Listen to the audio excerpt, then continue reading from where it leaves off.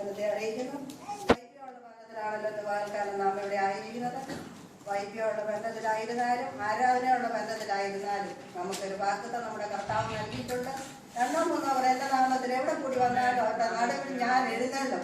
ഇന്ന് വാൽക്കാലം നമുക്കതറിയാം. പലപ്പോഴും നമ്മൾ പ്രാർത്ഥിക്കുമ്പോൾ അതിനെ സംസാരിക്കുമ്പോഴൊക്കെ നമ്മളത് ഉച്ചരിക്കാറുണ്ട്. എന്നാൽ അവന്റെ സാന്നിധ്യം നാം രുചിച്ചറിയുന്നവരായിരിക്കണം. ഇതിന്റെ മധ്യത്തിൽ അവൻ ഉണ്ടെങ്കിൽ അവന്റെ സാന്നിധ്യം നാം രുചിച്ചറിയണം. ഹല്ലേലൂയ. ഇന്ന് വാൽക്കാലം നമുക്കറിയാം, രക്തസ്രാവക്കാരത്തി സ്ത്രീ കർത്താവിന്റെ സാന്നിധ്യം രുചിച്ചറിഞ്ഞു. അവന്റെ തൊങ്ങലിൽ തൊട്ടു, അവനിൽ നിന്ന് ശക്തി പുറപ്പെട്ടു. ആ ശക്തി അവരുടെ രോഗത്തെ സൗഖ്യമാക്കി.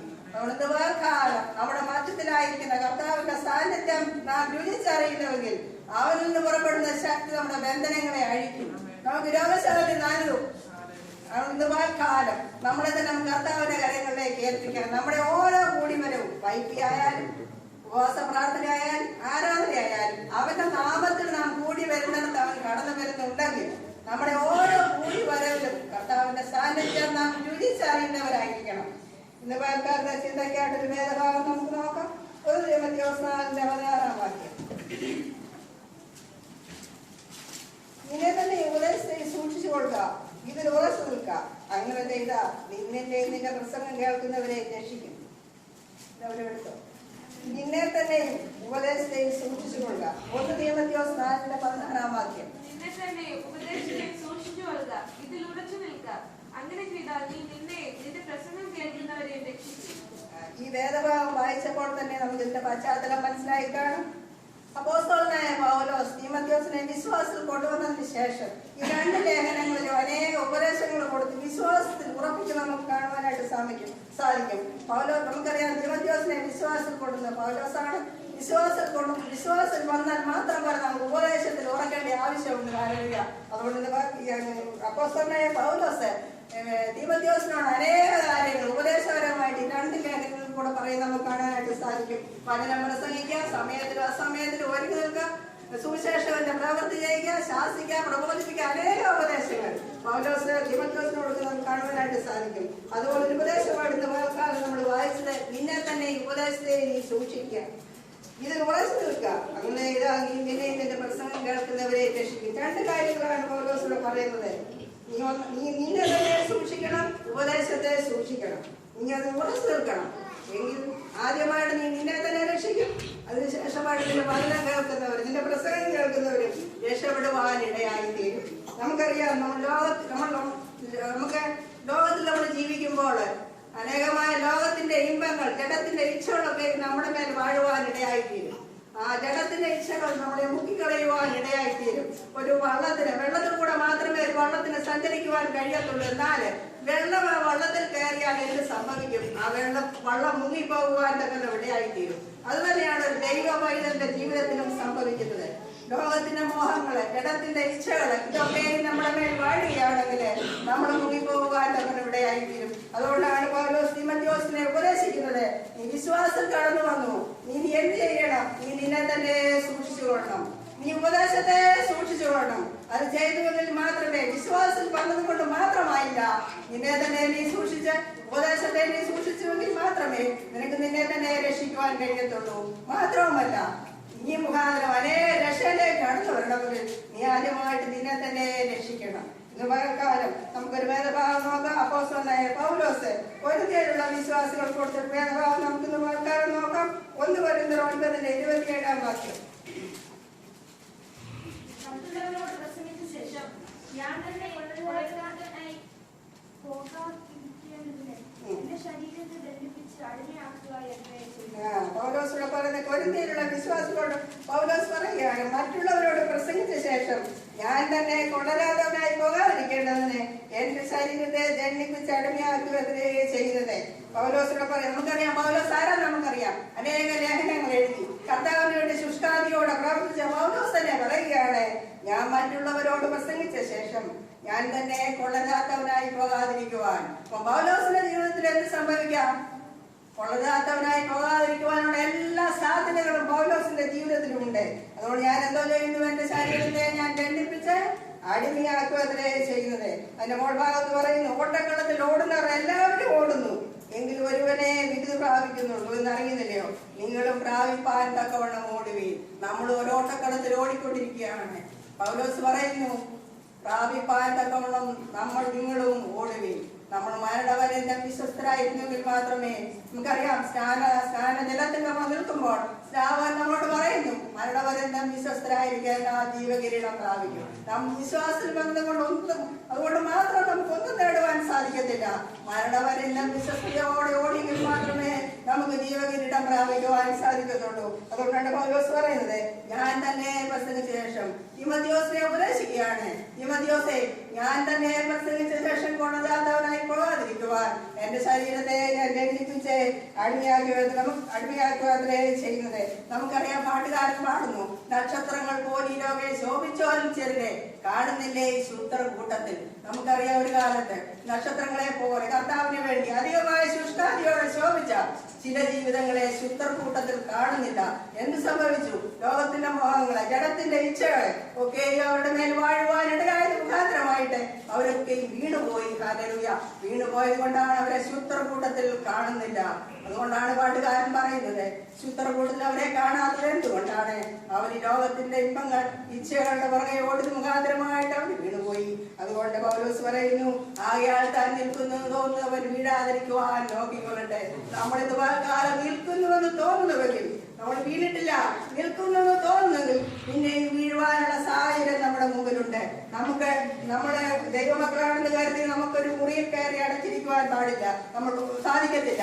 നമുക്ക് ഓഫീസിൽ പോകണം, പല കാര്യങ്ങൾ ചെയ്യണം, പലരുമായിട്ട് നമ്മൾ ഇടപെടും, നമ്മൾ സംസാരിക്കുമ്പോൾ പല കാര്യങ്ങളും നമ്മൾ ഇങ്ങനെ ചെയ്യും. ആ സമയത്ത് എപ്പോഴും നമുക്ക് ചിന്ത വേണം, ഞാൻ വീഴുവാനുള്ള സാധ്യതയുണ്ട്. ഞാൻ നിൽക്കുന്നുവെങ്കിൽ, ആകയാൽ താൻ നിൽക്കുന്നു തോന്നുമെങ്കിൽ വീഴാതിരിക്കുവാൻ നോക്കിക്കൊള്ളട്ടെ.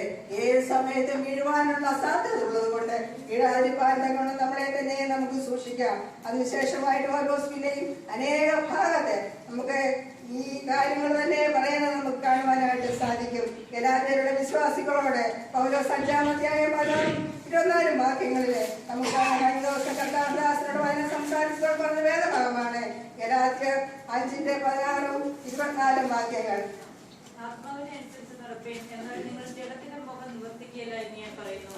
ആത്മാവിനനുസരിച്ചാണ് പ്രിയൻ, എന്നാൽ നിങ്ങൾ ജഡത്തിന്റെ മുഖം നിവർത്തിക്കലെന്ന് ഞാൻ പറയുന്നു. ജഡാഭിലാഷം ആത്മാഭിലാഷം ജഡത്തിലും വിരോധമായിരിക്കുന്നു. 5-ാം അധ്യായം തുടങ്ങുന്നത് തന്നെ സ്വാതന്ത്ര്യത്തിനായി ക്രിസ്തു നമ്മെ സ്വതന്ത്രരാക്കി. ആകയാൽ അത് തുടർച്ച നൽകി അടിമതത്തിൽ പിന്നെയും കുടുങ്ങിപ്പോകരുത്. നമ്മളെ സ്വാതന്ത്ര്യത്തിനായി നമുക്ക് സ്വാതന്ത്ര്യം തന്നെ കർത്താവ് നമ്മളെ സ്വതന്ത്രരാക്കി. പിന്നെയും എന്തിനുള്ള സാധ്യതയുണ്ട്? നമ്മൾ അടിമതത്തിൽ കുടുങ്ങിപ്പോകാനുള്ള സാധ്യത പിന്നെയും ഉണ്ട്. അതുകൊണ്ട് പൗലോസ് ഇവിടെ പിന്നെയും പറയുന്നു, നിങ്ങൾ ആത്മാവിനെ അനുസരിച്ച് നടപ്പീൻ. ആത്മാവിനെ അനുസരിച്ച് നടന്നാൽ ജഡത്തിന്റെ മോഹം നിങ്ങൾ നിവർത്തിക്കത്തില്ല. നമുക്കറിയാം ദൈവത്തിന്റെ പരിശുദ്ധാത്മാവിന്റെ പ്രത്യേകത, അത് ഭേദാഭേദങ്ങളെ തിരിച്ചറിയുവാനുള്ള കഴിവ് ദൈവത്തിന്റെ പരിശുദ്ധാത്മാവിനുണ്ട്. ഒരു ദൈവത്തിന്റെ പൈതൽ എന്തെങ്കിലും തെറ്റ് ചെയ്യുവാൻ തുടങ്ങുന്നതിന് മുൻപായിട്ട്, തെറ്റിലേക്ക് നമ്മൾ വീഴാൻ തുടങ്ങുന്നതിന് മുൻപായിട്ട് നമ്മുടെ ഹൃദയത്തിൽ ഒരു മന്ത്ര ശബ്ദം കേൾക്കാൻ സാധിക്കും. അരുത്, എനിക്കത് പാടില്ല, എനിക്കത് യോജിച്ചതല്ല എന്ന് ഒരു ശബ്ദം നമ്മുടെ ഹൃദയത്തിൽ നമുക്ക് കേൾക്കാൻ സാധിക്കും. അതാരുടെ ശബ്ദമാണ്? ദൈവത്തിന്റെ പരിശുദ്ധാത്മാവിന്റെ ശബ്ദമാണ്. സത്യത്തിന്റെ ആത്മാവ് നിങ്ങൾ കടന്നു വരുമ്പോഴോ അത് സകല സത്യത്തിലും നിങ്ങളെ വഴി നടത്തും. ഹല്ലേലൂയ. അതുകൊണ്ട് ദൈവത്തിന്റെ ആത്മാവിനെ നമ്മൾ അനുസരിച്ച് നടക്കുന്നുവെങ്കിൽ ജഡത്തിന്റെ മോഹം നിവർത്തിക്കുന്നില്ല.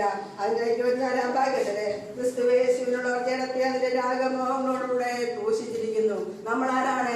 ക്രിസ്തുവേശുവിനുള്ളവർ. അവന്റെ രക്തം തന്നവൻ നമ്മളെ വീണ്ടെടുത്തു, അവന്റെ അവകാശികളും പ്രിയമക്കളുമാക്കി തീർത്തു. അതുകൊണ്ട് കാലം ജഡത്തെ അതിന്റെ സകല രാഗമോഹങ്ങളോടുകൂടെ നമുക്ക് ക്രൂശിക്കാം. തന്നെ കർത്താവ് പറയുന്നു, നിങ്ങൾ വിട്ടുപോകുന്നതിനെ കുറിച്ച് ഓർത്തിരുന്നെങ്കിൽ മടങ്ങി പോകുവാനിട. എബ്രായർ ലേഖനം 11-15 വാക്യങ്ങളിലെ നിങ്ങൾ വിട്ടുപോയതിനെ ഓർത്തുവെങ്കിൽ മടങ്ങി പോകുവാനിടയുണ്ടായിരുന്നുവല്ലോ.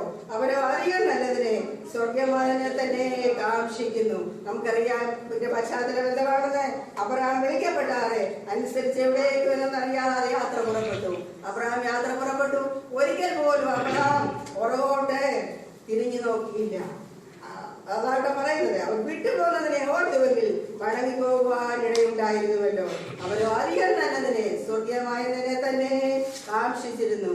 അധികം നല്ലതിനെ സ്വർഗീയമായതിനെ കാക്ഷിച്ചതുകൊണ്ട് വീണുപോകുവാൻ തക്കോളം ഇടയായില്ല. നമുക്കറിയാം, പലരും വിശ്വാസത്തിൽ കടന്നു വന്നതിന് ശേഷം എന്തെങ്കിലും ചെറിയ പ്രശ്നമോ പ്രയാസങ്ങളോ ഉണ്ടായി കഴിയുമ്പോൾ വരണ്ടായിരുന്നു, ഇന്ന സ്ഥലത്ത് തന്നെ നിന്നാൽ മതിയായിരുന്നു എന്ന് പറയുന്ന അനേകം നമ്മൾ കാണുവാനായിട്ട് സാധിക്കും.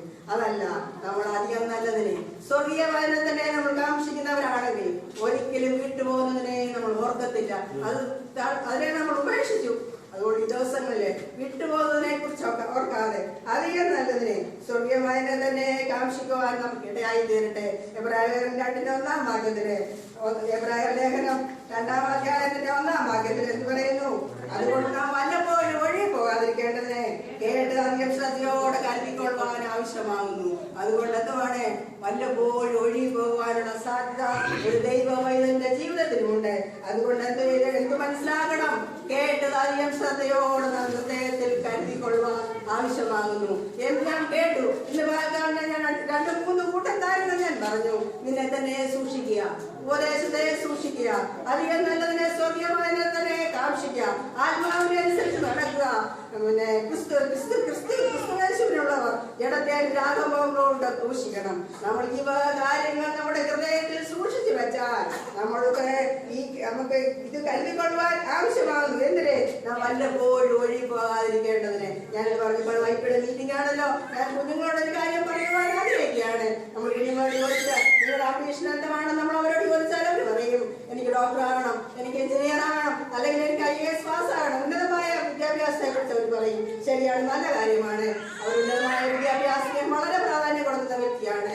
ഉന്നതമായ വിദ്യാഭ്യാസം എടുത്ത് ഉന്നതമായ ജോലി സമ്പാദിച്ച് നല്ല ധനം അവർ സമ്പാദിച്ച് നിൽക്കുമ്പോ ആ സമയത്ത് നിങ്ങളൊരു കാര്യം ഓർത്തോണ്ട് എനിക്ക് നിങ്ങളോട് പറയുവാനായിട്ടുള്ളത്, നിങ്ങൾ ഒഴുകി പോകാതിരിക്കേണ്ടതിന് നിങ്ങൾ ചിലപ്പോൾ നിങ്ങൾ സ്ഥലങ്ങളിലായിരിക്കത്തില്ല, ഏതെങ്കിലും മറ്റു രാജ്യങ്ങളിലായിരിക്കും, എവിടെയായിരുന്നാലും നിങ്ങൾ ഒഴുകി പോകാതിരിക്കേണ്ടതിന് ഈ 66 പുസ്തകത്തിലെ ഉപദേശ സത്യങ്ങൾ നിങ്ങളുടെ ഹൃദയത്തിൽ നിങ്ങൾ സംഗ്രഹിച്ചു വെച്ചുകൊള്ളും.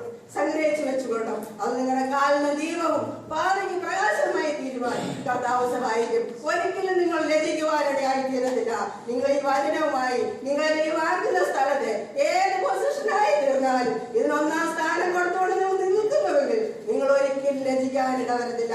സന്ദർഭശാൽ ഞാനത് പറഞ്ഞു എന്ന് മാത്രമേ ഉള്ളൂ. പൗലോസ് പറയുന്നു, ഒന്നാമതായിട്ട് പറയുന്നു നിന്നെ തന്നെ സൂക്ഷിക്കണം. രണ്ടാമതായിട്ട് പൗലോസ് പറയുന്നു ഉപദേശത്തെ സൂക്ഷിക്കണം. നമുക്ക് ഒരു ഭാഗം നോക്കാം. 2 തീമോഥെയോസ് 4:3 വാക്യം. ഞാൻ നിർത്തുകയാണ്.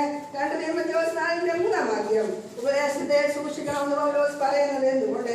അവർ പത്യോപദേശം ഓർക്കാതെ കാരണരസമാകുമാർ സ്വന്തം ഭാഗങ്ങൾ കൊത്തവണ്ണം ഉപദേശകന്മാരെ പെരുകയും സത്യത്തിൽ ചെയ്തു കൊടുക്കാതെ കെട്ടുകഥകൾ പാടിരിക്കുകയും ചെയ്യുന്ന കാലം വരും. നമുക്ക് ചുറ്റുപാട് നമ്മൾ കണ്ടുകൊണ്ടിരിക്കുന്ന കാര്യമാണ്. പത്യോപദേശം പൊറുക്കാതെ ഉപദേശത്തെ പുറകിലെറിഞ്ഞു കളഞ്ഞുകൊണ്ട് കാരണരസമാകുമാറ് സ്വന്തം മോഹങ്ങൾ കൊത്തവണ്ണം ഉപദേശന്മാരെ പെരുക്കുന്ന കാലം വരും. ഉപദേശത്തിന് യാതൊരു പ്രാധാന്യവും കൊടുക്കാതെ അവരവരെ തന്നെ സൂക്ഷിക്കണം. നമുക്ക് കാണാം, കാരണരസമാകുമാർ ഉപദേശങ്ങളുമായിട്ടുള്ള ഉപദേശകന്മാരെ നമുക്ക് കാണാൻ സാധിക്കും. ഒന്നും വിടണ്ട, കടന്നു വരിക, അനുഗ്രഹം പ്രാപിക്കുക, അത് മാത്രമേ ഉള്ളൂ. ഉപദേശമില്ല. ആ കാര്യങ്ങളൊക്കെ വെച്ചുകൊണ്ടാണ് പൗലോസ് പറയുന്നത്, നീ അവിടെ എത്തിക്കണം തീമോഥെയോസേ, നീ ഉപദേശത്തെ സൂക്ഷിക്കണം. അതിന്റെ അവസാനമായിട്ട് പറയുന്നു, ഞാനോ ഇപ്പോൾ തന്നെ പ്രാണിയേകമായി ഒഴിക്കപ്പെട്ടിരിക്കുന്നു, എന്റെ നിര്യാണകാലം അടുത്തിരിക്കുന്നു, ഞാൻ നല്ല ഓർമ്മൊരു തോട്ടം വെച്ചു, വിശ്വാസം കാത്തു. പൗലോസ് പറയുന്നു, ഞാൻ വിശ്വാസം കാത്തുകൊണ്ട് ഓടുവാൻ തക്കണം കർത്താവിനെ സഹായിച്ചു. അവസാനമായിട്ട് ഒരു വേദഭാഗം കൂടെ വായിച്ച് ഞാൻ നിർത്തുവാൻ ആഗ്രഹിക്കുന്നു. യോഹന്നാന്റെ പുസ്തകം, വെളിപ്പാട് പുസ്തകത്തിലെ 3-ാം അധ്യായത്തിലെ ഫിലദൽഫിയ സഭയ്ക്ക് എഴുതുന്ന ദൂതേ, നിനക്ക് അല്പമേ ശക്തിയുള്ളെങ്കിലും നീ എന്റെ വചനം കാലത്ത് എന്റെ നാമം നിഷേധിച്ചിട്ടില്ല. കാലം നമുക്ക് അല്പമേ ശക്തിയുള്ളെങ്കിലും അവന്റെ വചനം കാത്ത് നമുക്ക് ഒന്നും കൂടുതലായി ചെയ്യുവാൻ കഴിഞ്ഞില്ലെങ്കിലും കർത്താവിന്റെ വചനം കാത്ത് അവന്റെ നാമം നിഷേധിക്കാതെ ജീവിപ്പാൻ നമ്മളെ തന്നെ കർത്താവിന്റെ കരങ്ങളിലേക്ക് നമുക്ക് സമർപ്പിക്കാം. ഇന്ന് കാലം പൗലോസിന്റെ ഉപദേശപ്രകാരം നമ്മളെ തന്നെ നമുക്ക് സൂക്ഷിക്കാം, ഉപദേശത്തെ നമുക്ക് സൂക്ഷിക്കാം. അവന്റെ വചനം കാത്ത് മരണപര്യന്തം വിശ്വസ്തരായിരുന്നു കൊണ്ട് നല്ല ദാസനെ നല്ല ദാസി എന്ന് വിളികൾക്കുവാൻ തക്കണം. ഏവരെയും കർത്താവ് സഹായിക്കട്ടെ. ഈ വചനങ്ങൾ അതേ ഏവരെയും അനുഗ്രഹിക്കട്ടെ.